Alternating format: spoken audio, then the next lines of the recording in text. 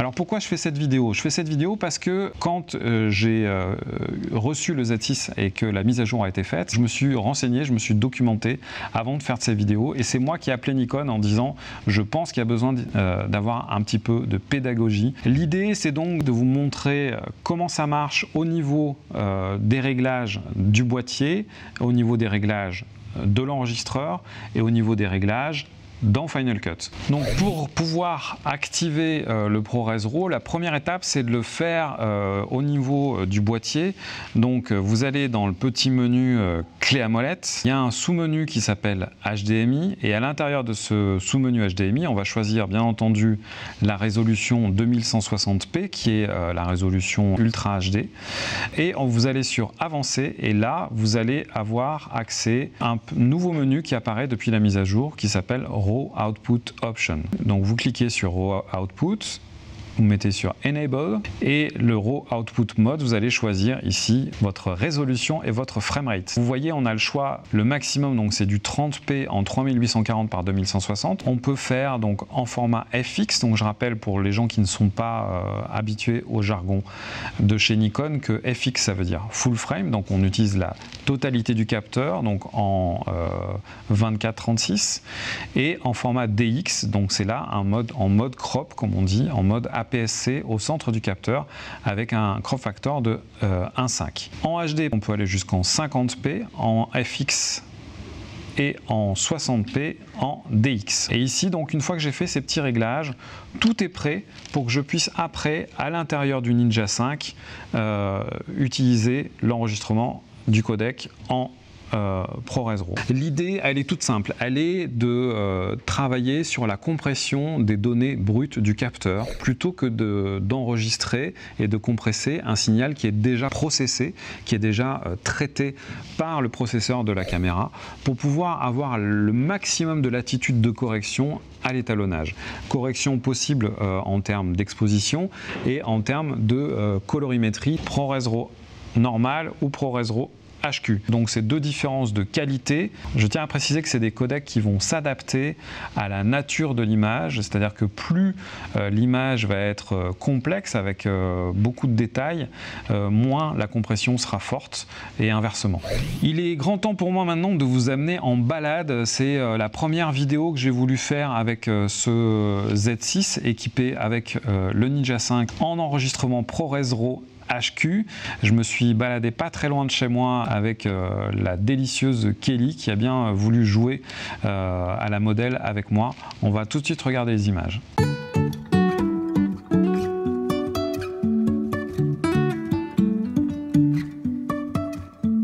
Life is a winding road, no telling where it goes. Driving through days and nights, won't stop for traffic lights.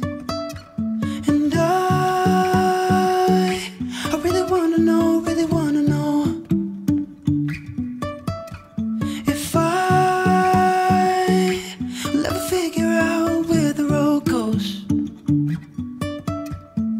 Even if I'm falling down, I will keep on searching for my highs. Say I lost my mind, I will keep on holding my head high, even if the sky is falling down.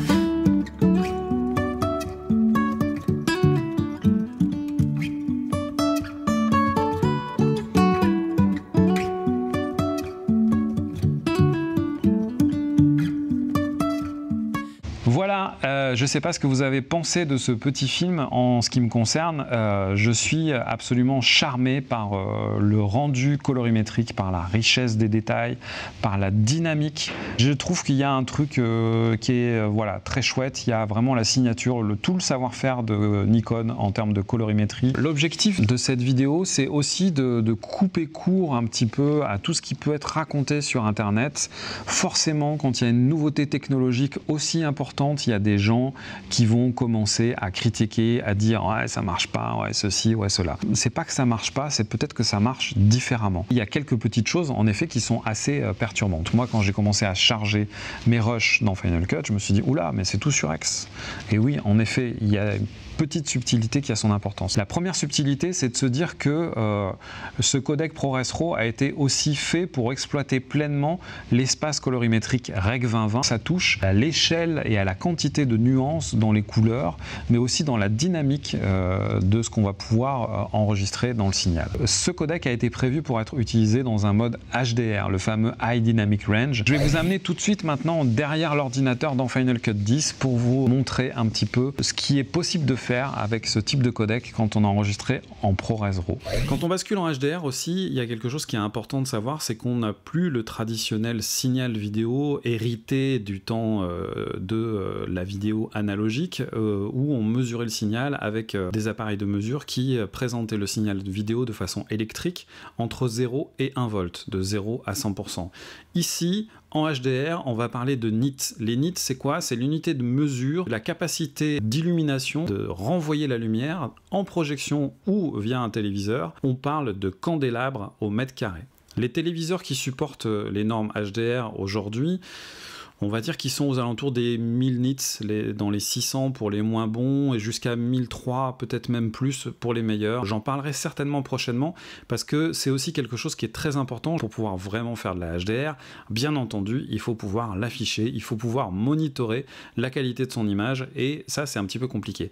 C'est là où Final Cut est plutôt un outil malin, c'est-à-dire que même si vous n'avez pas les bons outils, il va vous permettre de quand même travailler avec ce qu'ils appellent un mapping, mappage des couleurs. Bien entendu, c'est des outils qui sont du domaine de l'à peu près. Je ne suis pas là pour convaincre les grands Manitou de la colorimétrie ni de dire qu'il faut absolument tout faire dans Final Cut. Je suis bien conscient des limites de l'outil. En attendant, je pense qu'on peut aller très loin pour peu qu'on s'y intéresse et qu'on passe un petit peu de temps pour acquérir les connaissances nécessaires à l'utilisation des fonctionnalités d'étalonnage. Une fois devant Final Cut, il va falloir déjà commencer par expliquer au logiciel qu'on sort de cet espace Rec 709, qui est vraiment l'espace colorimétrique qu'on a l'habitude de travailler en SDR, et de basculer en HDR et en White Gamut. La première étape maintenant dans le logiciel, c'est de créer la bibliothèque. Une fois que la bibliothèque est créée, il faut expliquer à Final Cut qu'on ne va pas travailler en Rec 709 mais en Rec 2020. Donc pour ça, vous allez dans les propriétés de la bibliothèque, et ça se trouve ici. Vous cliquez sur modifier et là, Final Cut vous propose de basculer la bibliothèque en mode HDR White Gamut. Donc ça, c'est la première étape. Une fois que vous avez fait cette étape-là, et vous allez pouvoir commencer à importer vos rushs. La méthodologie est parsemée de petits pièges dont il faut vraiment prendre conscience pour pouvoir arriver à avoir un résultat satisfaisant. Le deuxième petit piège, c'est que dans l'onglet présentation ici dans le visualiseur, il va falloir aller cocher cette option qui s'appelle afficher la HDR avec ses tons mappés. Ça va vous permettre d'avoir une visualisation sur un écran qui n'est pas forcément HDR. Sans ça, votre image va apparaître vraiment ultra solarisée, postérisée, complètement cramée. Voilà. Donc là déjà on limite un petit peu la casse et on commence à avoir un petit peu la qualité et le signal tel qu'on doit le visualiser. Une fois que vous allez créer votre projet, on va l'appeler Kelly HDR. Il va falloir aussi lui expliquer dans quel espace colorimétrique on va aller travailler. Donc là, on a les presets qui concernent la résolution, la fréquence d'image. Là, on est en 4K, donc en Ultra HD, 3840 par 2160. Ça, c'est le codec dans lequel Final Cut va faire les rendus dès que vous allez appliquer un effet. Donc là, par défaut, vous pouvez vous mettre au minimum en ProRes 4.2.2. Je vous conseille de mettre en 4.2.2 HQ. Et ici, vous voyez qu'il y a plusieurs options. Donc on va pouvoir travailler malgré le fait qu'on soit dans un projet, dans une bibliothèque globale qui est en HDR White Gamut, on va pouvoir quand même faire une timeline, un projet de montage en Rec 709, en White Gamut Rec 2020, en Rec 2020 PQ et en Rec 2020 HLG. Je vous conseille, si vous ne savez pas trop où vous allez, d'utiliser le mode HLG. C'est un peu le meilleur des deux mondes, c'est-à-dire que c'est un profil qui va vous permettre d'avoir une compatibilité avec le SDR tout en explorant vraiment toute la dynamique du HDR. Le mode PQ va être à préconiser si vous voulez sortir à un moment ou un autre en Dolby Vision. Donc là, moi, je vais rester en mode HLG. Pour le moment, vous voyez, l'interface n'a pas été encore optimisée puisque les vignettes apparaissent toujours forcément avec une lecture SDR. On a un rendu qui est pas génial ici dans les vignettes, mais dès qu'on va glisser les fichiers dans la timeline, tout de suite, Final Cut va refaire le nécessaire pour afficher toute la qualité de l'image sans ce phénomène d'image cramée. C'est pas hyper confortable parce qu'en effet, on a dans les vignettes et dans la timeline, on a cette mauvaise interprétation de l'image qui doit rester certainement à travers un traitement de 8 bits. Une fois que vous avez positionné votre rush et que tout a été préparé correctement, vous avez la possibilité, bien entendu, d'aller travailler avec le correcteur exactement comme si c'était un rush normal. Vous voyez, je prends cette image, ici dans le visualiseur, elle apparaît surexposée, mais dès qu'elle est balancée dans le projet qui est vraiment en HLG, on a une autre colorimétrie. Si je prends mes hautes lumières et que je les redescends, que je retravaille un petit peu mon signal, je peux tout à fait, j'ai toute la dynamique nécessaire pour avoir une image qui soit entièrement satisfaisante. Dans n'importe quel mode, j'insiste là-dessus, c'est quelque chose qui est vraiment important. Si vous avez décidé par exemple de travailler dans une timeline en SDR, il ne faut pas hésiter à aller au-delà de l'affichage qui est prévu dans Final Cut, c'est-à-dire que ici, vous voyez sur les hautes lumières, si je descends, je peux continuer, en fait, la course ne s'arrête pas là. On peut s'en rendre compte quand on va afficher ici les données numériques. Vous voyez, si je fais afficher ici les hautes lumières, et quand on est quasiment à 0 sur l'interface graphique, on a encore beaucoup de marge. N'hésitez pas à ouvrir les petits onglets et aller vous amuser un petit peu avec tout ça, parce que c'est ici que se cache la vérité. Une fois que vous avez fini vos étapes de post-production, vous êtes satisfait de votre étalonnage, il va bien entendu falloir sortir un fichier master et ces fameux livrables qu'on va pouvoir envoyer vers les différentes plateformes. Sur les plateformes de streaming comme YouTube ou Vimeo, il y a déjà des procédures qui existent et je vous invite à aller voir directement sur ces sites. Pour pouvoir créer par exemple un master qui va utiliser pleinement le Dolby Vision, bien entendu, il va falloir acquérir des outils spécifiques au monitoring et il va falloir notamment sortir le signal de votre ordinateur pour attaquer un moniteur HDR. Pour l'instant, depuis Final Cut, il n'y a qu'un seul équipement qui est compatible, c'est le Aja.io 4K, qui est un outil qui est vraiment super mais qui n'est pas à la portée de toutes les bourses. Vous pouvez aussi tout simplement brancher en HDMI via un adaptateur USB-C ou via un dock qui va vous sortir une prise HDMI 2.0. Vous allez pouvoir attaquer un écran de télé. Moi j'ai par exemple un Panasonic OLED qui est compatible Dolby Vision et même si on ne peut pas totalement simuler le Dolby Vision, c'est un écran qui est vraiment très intéressant. Je ferai une vidéo je pense où j'en parlerai car pour moi c'est une des solutions les plus abordables et les plus envisageable quand on n'a pas forcément les moyens d'aller s'acheter un moniteur broadcast HDR. Ces écrans Panasonic, bon certes c'est des télés, c'est 55 pouces minimum, ça fait un peu grand, mais il y a quand même moyen de s'offrir un monitoring de qualité et la calibration d'usine est vraiment surprenante. Je rappelle que c'est le seul constructeur qui a la certification THX, qui est pour moi vraiment un gage de qualité. L'autre méthode dont il faut que je vous parle, c'est celle qui consiste à faire interpréter le ProRes RAW dans Final Cut comme étant un log. Alors l'aberration de ce système, c'est que pour l'instant je trouve qu'il n'y a pas de vraie différence qualitative entre le fait d'enregistrer directement en ProRes 422 ou en ProRes 422 HQ en 10 bits sur le Ninja 5. Donc c'est pas la méthode que je préconise. Si vous voulez vraiment pleinement exploiter le potentiel du ProRes RAW, il vaut mieux basculer sur un mode HDR. Donc cette méthode, elle est toute simple. Vous allez dans Final Cut et vous allez ouvrir directement dans le petit menu d'information sur chacun des clips, vous allez pouvoir affecter. Alors je sais pas comment ça fonctionne exactement. C'est comme une espèce de lutte en fait qui va faire croire que le ProRes RAW est en fait un log et là on peut choisir tout un tas de logs différents. On peut choisir le Canon log, le DJI D-Log, le Panasonic V-Log, le Sony S-Log2, S-Log3, mais pas le Nikon log. Donc c'est encore une fois une preuve que c'est un logiciel qui va forcément évoluer très rapidement pour pouvoir proposer ces options. Un autre intérêt, et pas des moindres, c'est la fluidité qui est apportée par l'utilisation de ce codec dans Final Cut Pro 10. Vous avez peut-être eu des difficultés pour travailler avec les codecs récents H264 et H265 en 10 bits. Là, en ProRes RAW, vraiment, on arrive à avoir un niveau de fluidité et un rapport entre la qualité d'image, le poids du fichier et le côté fluide de l'interface de montage qui est vraiment très intéressant. L'ouverture, le champ des possibles qui est proposé ici par Nikon et Atomos avec ce système ProRes RAW est vraiment quelque chose qui va vous permettre de reconnecter au plaisir de retravailler vos images en post-production. Donc c'est vraiment pour moi un plus et une vraie avancée technologique. Il se trouve que ces Z6 et Z7 ont été conçus dans une ergonomie qui est, moi je trouve, excellente.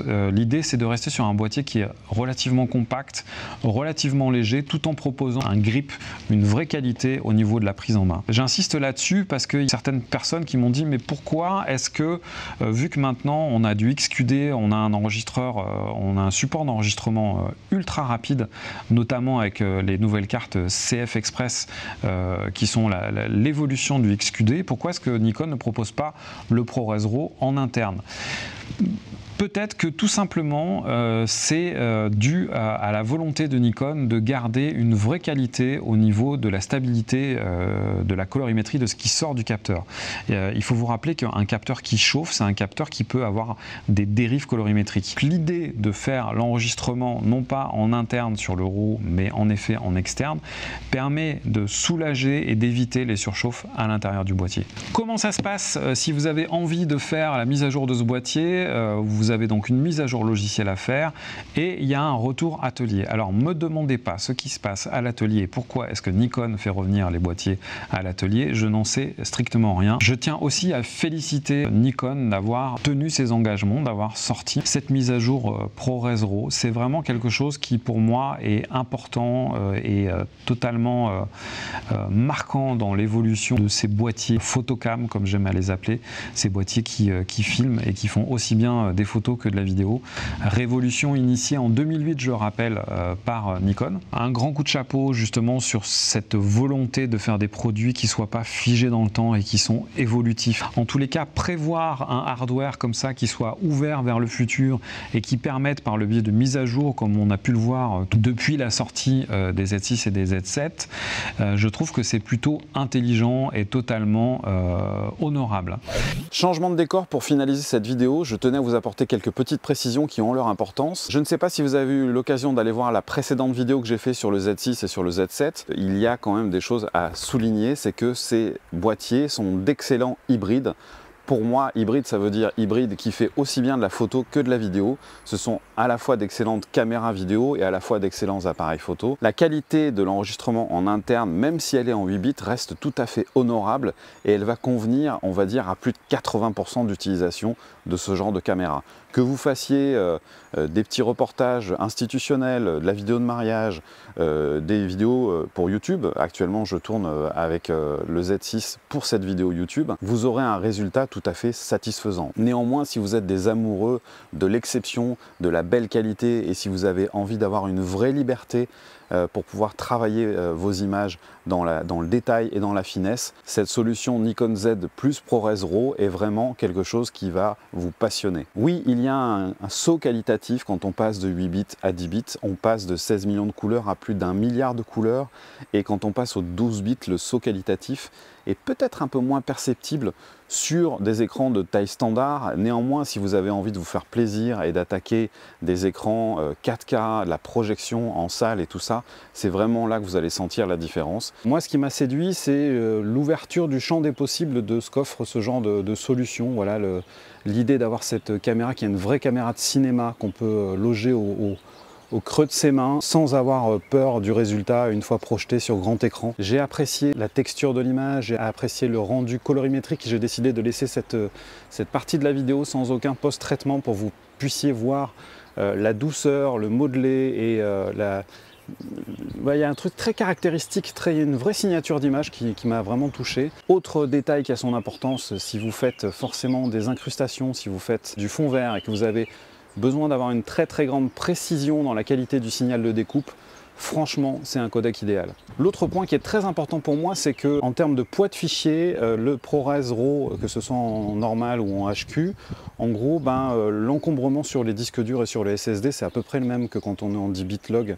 sur du ProRes classique. Donc je me dis, pourquoi s'en priver? Pourquoi ne pas travailler directement avec ce nouveau codec qui vraiment moi m'a séduit. L'autre avantage que je trouve vraiment assez génial, c'est de pouvoir avoir un codec qui est très facile à utiliser dans la timeline de Final Cut Pro 10.